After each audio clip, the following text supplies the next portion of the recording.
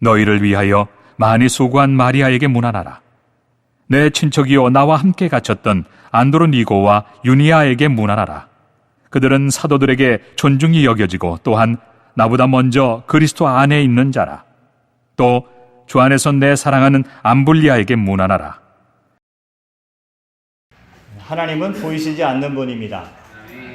하나님은 보이시지 아니하시지만 보이는 것보다 더 분명하고 강하고 확실하게 우리에게 나타내 보이셨습니다.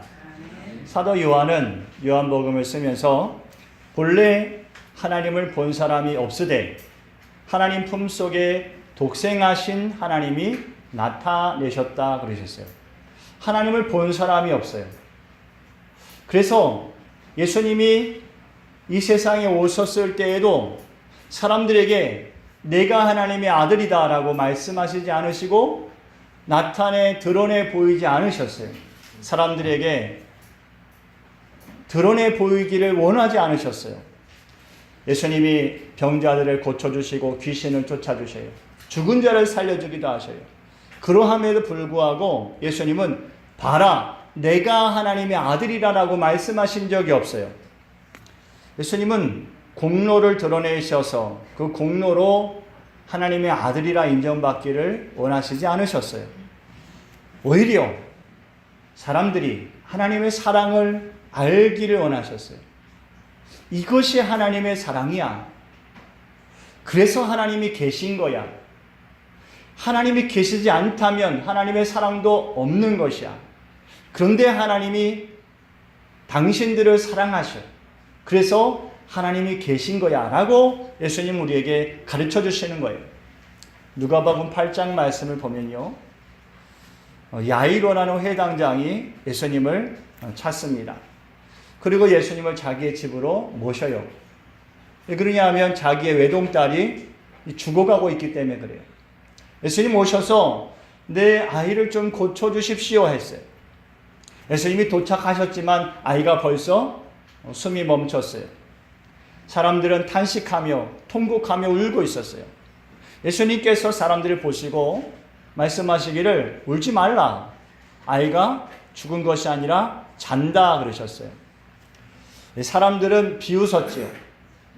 근데 예수님께서 그 아이의 손을 붙잡고 아이야 일어나라 라고 말씀하셨어요. 그리고 아이가 번쩍 일어섰어요. 여러분, 만약에 예수님이 능력을 보이시곤 하셨다면 봐, 얘는 죽은 거야. 누가 뭐라 그래도 죽은 거야. 봐라, 내가 죽은 자를 살린다 라고 말씀하셨을 거예요. 그러나 예수님 그렇게 말씀하지 않으셨어요.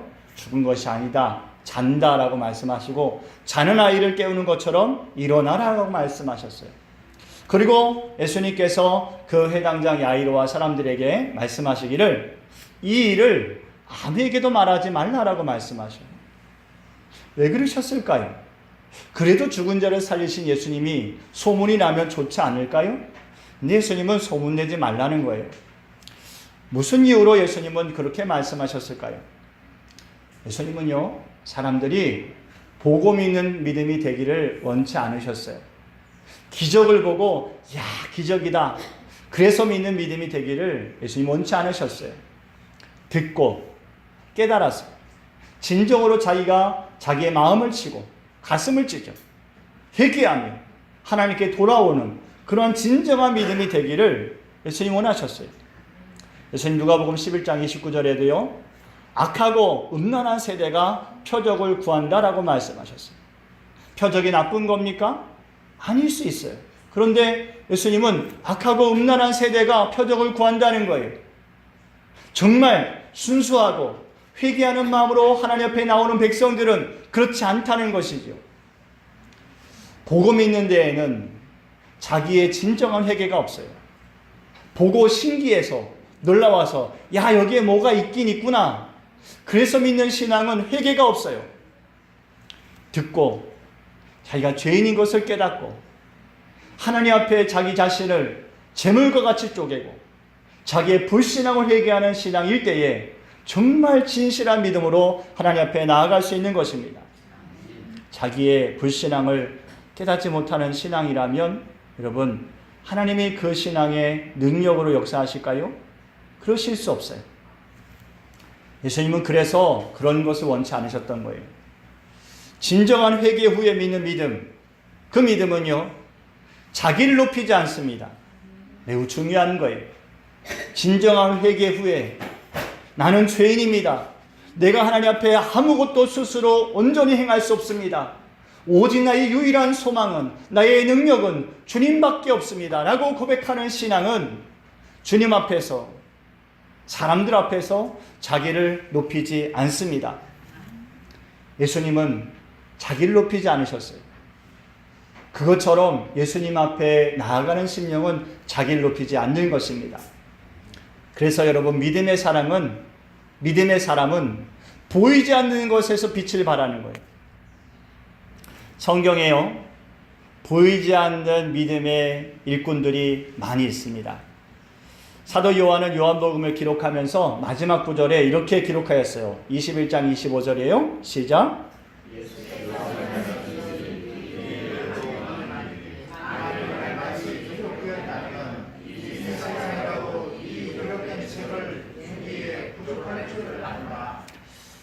예수님이 행하신 일이 이 외에도 많다라는 거예요. 예수님이 만난 사람들, 예수님을 통해서 고침받은 사람들, 이 외에도 많다는 거예요. 낱낱이 기록하면 이것을 세상 어디에도 그 책을 둘 곳이 없다는 거예요. 여러분, 그러면 성경에는 기록되지 않은 믿음의 사람들이 얼마나 많겠습니까?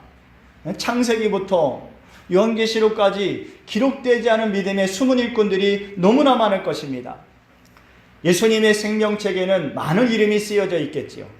성경에 쓰여지지 않은 많은 숨은 일꾼들의, 많은 숨은 동역자들의 이름이 기록되어 있을 줄을 믿습니다. 그 생명책에는 우리가 알지 못하는 그들의 숨어있는, 우리에게 알려지지 않은 그들의 선하고 의로운 행실들이, 그 헌신들이 그 생명책에는 기록되어 있는 줄을 믿습니다. 예수님은요, 보이지 않는 것을 보셨던 분이에요. 누가복음 21장 말씀 보면은 회당에서 사람들이 헌금을 연복에 넣는 것을 보았어요. 사람들이 쨍그랑 소리가 많이 나면 어우, 저 사람을 많이 드렸구나. 그런데 예수님은 두 렙돈 드린 여인을 살피셨어요. 그리고 예수님이 하신 말씀이 뭐예요? 이 여인이 다른 모든 사람들보다 더 많은 것을 드렸다 하신 거예요. 예수님은 보이지 않는 것을 보셨던 분이에요.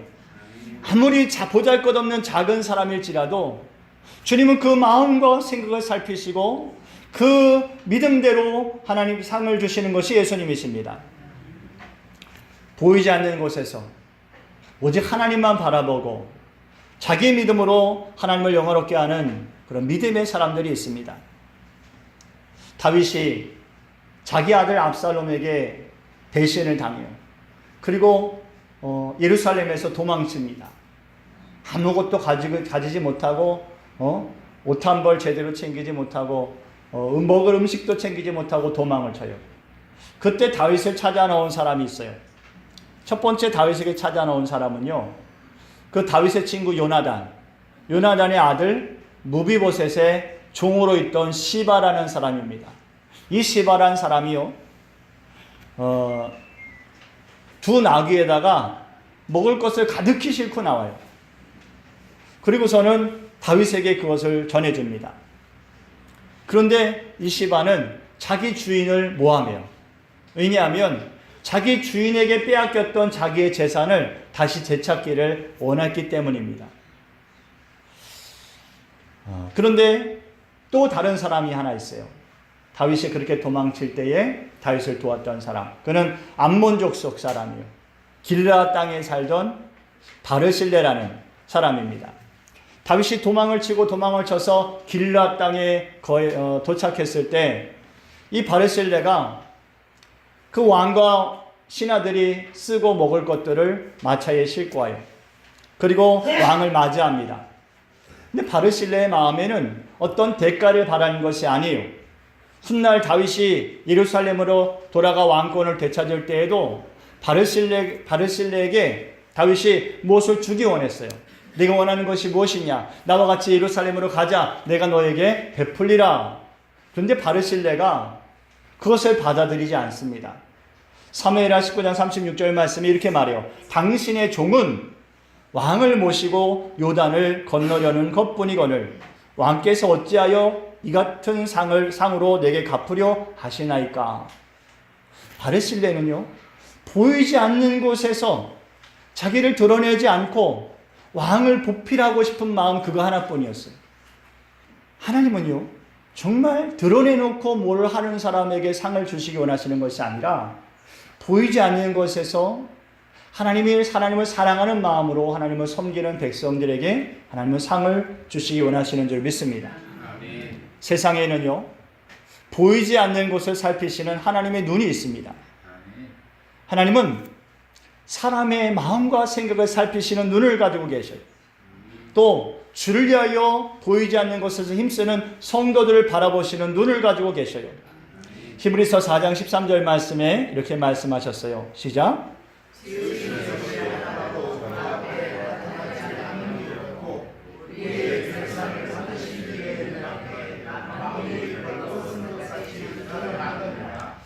하나님의 눈은 보이지 않는 것을 살피시는 게 분명합니다.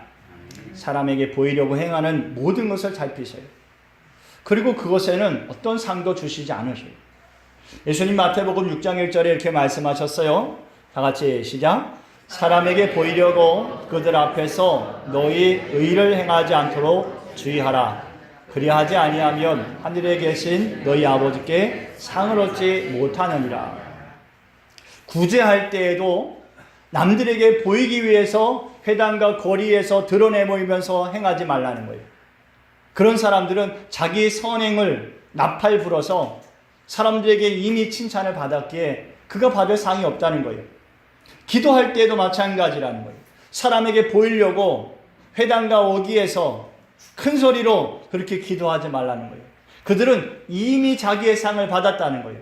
금식할 때도 마찬가지라고 말씀하셨어요. 네? 사람이요, 여러분, 금식하는 게 쉽습니까? 어려워요. 그런데 나 금식한다 그래서 자기의 모습을 흉하게 하고 슬픈 기색을 띠고 그럴 때에 예수님 뭐라고 하시냐? 그들이 이미 그들의 상을 받았다는 거예요. 그리고 6장 18절 말씀에 이렇게 말씀하셨어요. 시작. 사람에게 보이지 않고 오직 은밀한 중에 계신 내 아버지께 보이게 하려 함이라. 은밀한 중에 보시는 내 아버지께서 갚으시리라. 왜 보이는 곳에서 드러내놓고 하지 말라고 그러셨어요? 하나님께서 갚아주시게 하기 위해서라는 거예요. 은밀한 중에 보시는 하나님께서 갚아주실 것이 있는 그런 믿음의 사람이 되게 하기 위해서 예수님은 보이는 곳에서 하지 말라는 거예요. 바울에게는요, 보이지 않는 동역자들이 있었습니다. 성경 어디에서도 그들의 이름을 찾지 못합니다. 그런데 바울은 로마서를 쓰면서 로마에 있는 숨어있는 자기의 동역자들의 이름을 기록해요. 그러면서 그들에게 문안하라 그러죠. 6절 말씀 보니까요, 너희를 위하여 많이 수고한 마리아에게 문안하라. 여러분, 우리가 마리아라는 이름을 가진 여인들을 알고 있습니다. 누가 있습니까? 예수님의 어머니가 마리아지요. 막달라 마리아가 있습니다. 또 야고보의 어머니도 마리아고요. 글로바의 아내도 마리아고요. 마르다의 동생도 마리아고요. 마가 요한의 어머니도 마리아입니다. 그런데 이 로마에 있는 너희를 위하여 많이 수고한 그 마리아, 이 마리아는 성경에 이름이 처음 나온 거예요. 이 여인이 무슨 일을 행했는지 성경에 나타나 있지 않아요. 그러나 바울은 그 여인에 대해서 한마디로 그 여인은 참 많이 수고한 여인이다라고 소개하고 있어요. 이런 많이 수고했다라는 표현을 언제 쓸까요? 다른 사람들보다 월등히 많이 수고했을 때 많이 수고했다 그래요. 또요, 이 약방의 감초 같은 사람인 거예요. 자기 일이 아님에도 불구하고 누가 시키지 않았음에도 불구하고 다른 사람을 위해서 열심을 다하는 거예요. 뭔가 주를 위해서 일한다 하면 거기에 꼭 끼어 있어요. 약방의 감초예요. 이런 사람을 많이 수고했다라고 합니다. 여러분, 자기가 맡은 일이기 때문에 수고한 사람은 마땅한 거예요. 근데 맡은 일이 아님에도 불구하고 열심히 앞장서서 수고하고 헌신하는 사람은 많이 수고한 것입니다. 로마의 마리아는요, 이처럼 바울에게 보이지 않는 동역자예요. 하나님은 이 여인을 살피시고 이 여인을 위하여 기뻐하신 줄을 믿습니다. 여러분, 우리 교회에도 이런 마리아가 있을까요? 약방의 감초처럼 누가 시키지 않아도 서로를 섬기고 돌보고 수고하는 일에 앞장서는 그러한 참으로 많이 수고한 마리아가 있을까요? 여러분, 그 사람은 하나님께서 상 주실 줄을 믿습니다. 또 바울의 숨은 동역자는 안드로니고와 유니아라는 사람이 있어요. 바울은 이 사람들을 소개할 때 몇 가지로 소개하는데요. 먼저는 바울과 함께 갇혔던 사람들이라는 거예요. 사도 바울이 고린도후서 6장 4, 5절 말씀에 이렇게 말해요. 내가 많이 견디는 것과 환난과 궁핍과 고난과 매맞음과 갇힘과 난동과 수고로움과 자지 못함과 굶주리는 일을 많이 겪었다라고 말하래요. 또 고린도후서 11장 말씀에도 이렇게 말씀하셔요. 우리 다 같이 봅니다. 27절까지 시작. 유대인들에게 40에서 하나 가마매를 5번 맞았으며 3번 대장으로 맞고 1번 돌로 맞고 3번 파선하고 일주일을 깊은 바다에서 지냈으며 여러 번 여행하면서 강의 위험과 강도의 위험과 동족의 위험과 이방인의 위험과 시내의 위험과 강야의 위험과 바다의 위험과 거짓 형제 중의 위험을 당하고 또 수고하며 애쓰고 여러 번 자지 못하고 줄이며 목마르고 여러 번 굶고 춥고 헐벗었느라. 여러분, 성경에 바울이 이렇게 고생한 일이 다 기록되어 있지 않아요. 그런데 놀라운 것은요, 이렇게 다 기록되지 않은 수많은 고난 중에 바울과 함께 했던 동역자들이 있다는 거예요. 바울만 고난을 당한 게 아니에요. 여러분, 동지라는 말이 있습니다. 김동지, 건동지 이렇게 하지 않습니까? 어디서 많이 써요, 동지라는 말을? 북한에서 많이 쓰죠. 같은 목적을 가지고 같이 일하던 사람을 동지라고 합니다. 그러나 보통 그렇게 사용하지만 누구누구 동지라고 말할 때 이 동지라는 말에는 그 사람을 존경하는 마음이 담겨져 있는 거예요. 그 사람이 행한 일이 우리 모두에게 존경받을 만한 일이었을 때 누구누구 동지라는 말을 씁니다. 이게 북한에서 써서 동지지 이게 원래 우리나라도 동지라고 하지 않습니까? 바울이 감옥에서 고난을 당할 때 같이 했던 안드로니고와 유니아, 이 사람은 바울의 동지입니다. 바울은 사도로 부름을 받았지만 그들은 사도가 아니에요. 그럼에도 불구하고 사도와 함께 고난을 당했던 사람들이죠. 이 전쟁에 같이 나가서 같이 땀 흘리고 피 흘리고 목숨을 걸고 싸웠던 사람들, 그 사람들의 이 마음 안에는 끊을 수 없는 정이 있습니다. 이런 걸 뭐라고 그래요? 전우회라고 그래요. 전우회. 어느 목사님의 이야기를 이렇게 듣다 보니까 군대에서 고생을 해, 그렇게 고생한 사람이 없는 것 같아요. 근데 이렇게 보니까 군대 생활 어디서 했나 보니까 저랑 아주 같은 동네에서 했어요. 아주 그 한 동네 강화천 마현리에서 같이 군생활 했더라고요. 근데 그 목사님 얘기를 들어보면요, 정말 너무너무 힘들게 군생활 했어요. 저는 그렇게 군생활 하지 않았거든요. 저는 포병이라 3보 이상 승차예요. 무조건 차 타고 다녀요. 근데 이 목사님은 무조건 다 포 메고 짊어지고 잠을 못 자고 행군을 하고 산에 오르락 내리락 하고 온갖 고생을 다 했더라고요. 그런데 그 목사님이 제가 갖지 못한 것을 가졌어요. 뭘까요? 전우예요. 전우. 같은 부대에 있는 후임병들이 그 선임병을 보면서 정말 고마운 마음, 세상 무엇도 끊을 수 없는 끈끈한 사랑, 그런 것을 가지고 있더라고요. 여러분, 교회 안에도 그런 정이 있습니다. 그런 정이 뭘까요? 저는 성도애라고 이름을 짓고 싶어요. 전우애가 있다면 성도애도 있습니다. 교회 안에서 주를 위해서 같은 마음을 품고 같이 수고하고 눈물과 기도로 같이 헌신하고 전우애만큼이나 뜨거운 사랑을 나누는 그런 성도애가 있습니다. 여러분, 이 성도애를 같이 나누려면 보이지 않는 곳에서도 같이 할 수 있어야 돼요. 함께 수고하고 함께 땀 흘리고 함께 기도하고 함께 위로하고 함께 격려하고 함께 밥을 먹고 함께 즐거워하고, 그럴 때 여러분, 성도는 성도애가 생기는 거예요. 교회를 누가 사랑할까요? 교회를 위해서 그렇게 수고한 사람이 교회를 사랑하게 되어 있습니다. 또 안드로니고와 유니아는요, 사도들에게 존중이 여겨지는 사람들이라 했어요. 여러분, 남들에게 존중받는다는 것이 쉬운 일입니까? 굉장히 어려운 일이에요. 게다가 여러분, 누구에게 존중받았다요? 사도들에게 존중받았다요. 사도들은 예수님이 복음을 전하기 위해서 특별히 세운 사람들이에요. 그런데 이런 사도들 앞에서 존중이 여겨지는 사람이었다는 것이에요. 얼마나 그들의 수고와 헌신이 귀했으면 사도들의 권위 앞에서도 그들의 수고가 더 존귀 여김을 받았을까요? 보통 사람들은요, 자기의 권위를 가지고 존중받기를 원합니다.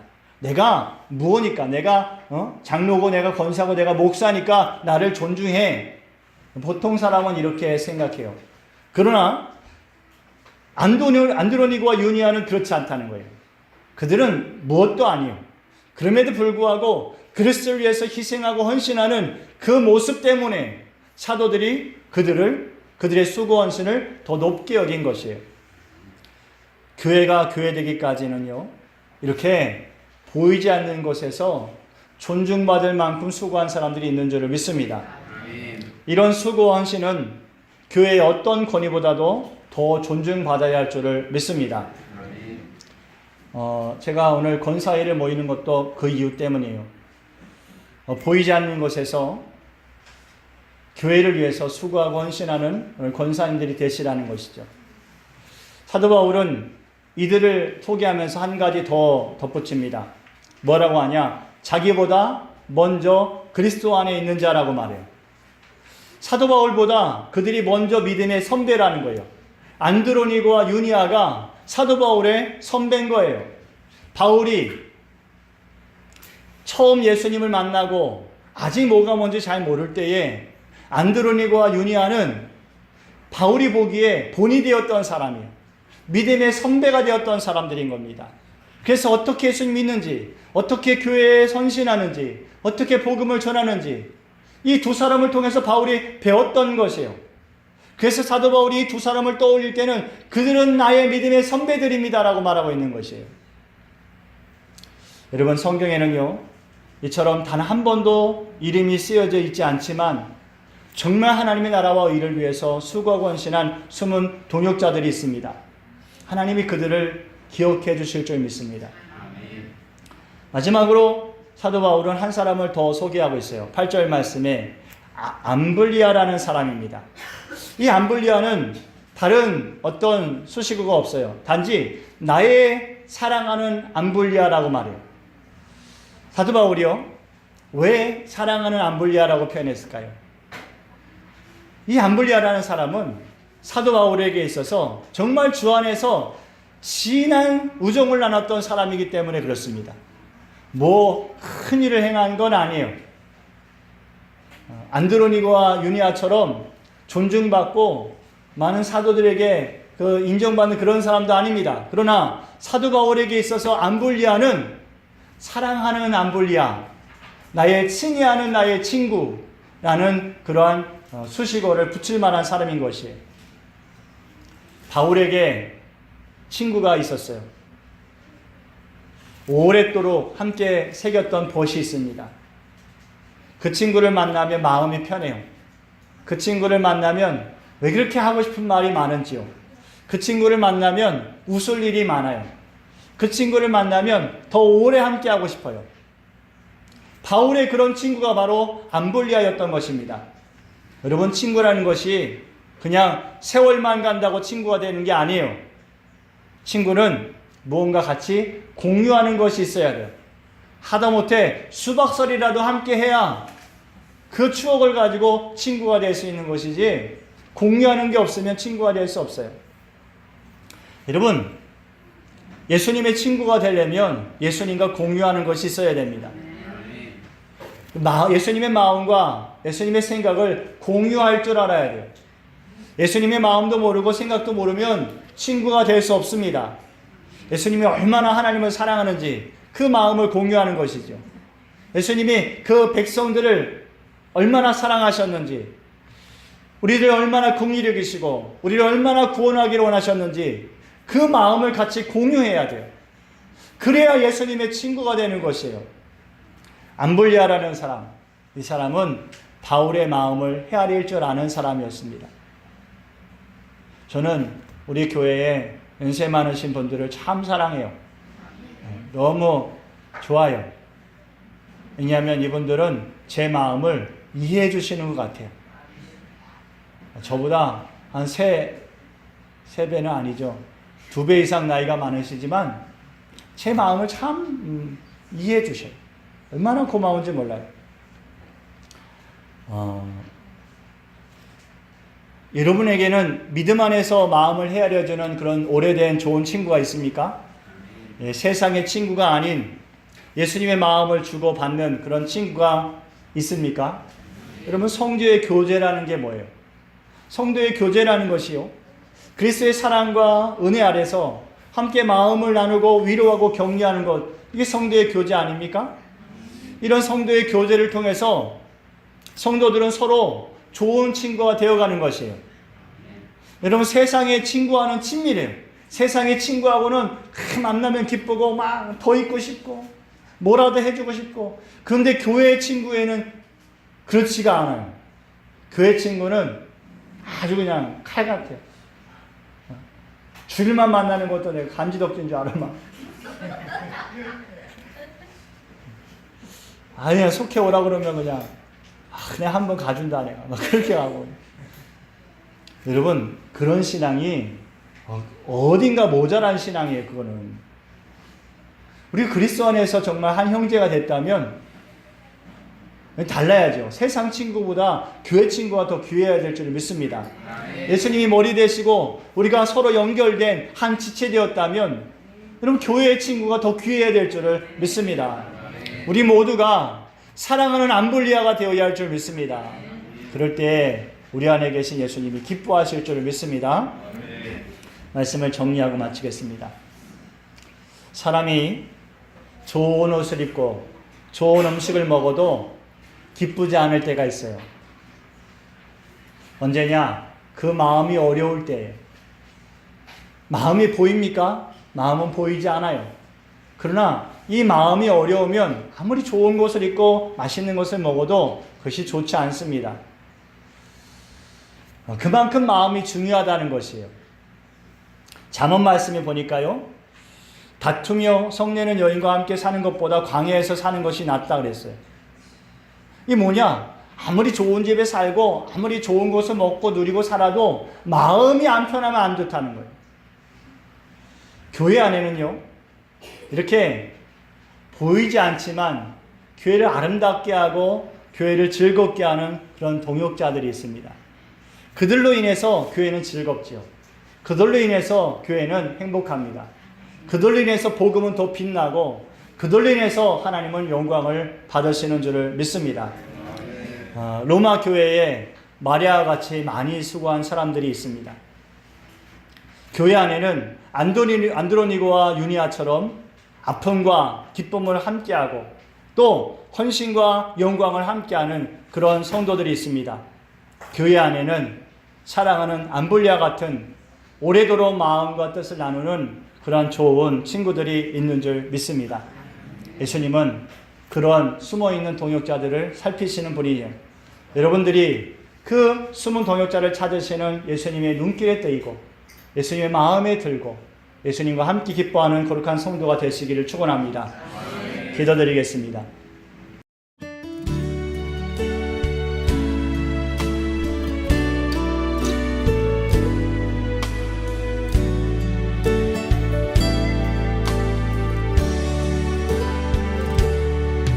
나의 피난처 예수 의지해요. 나의 피난처 예수 의지해요. 나의 가는 길에 거센 바람 몰아쳐와도 나의 피난처 예수 의지해요.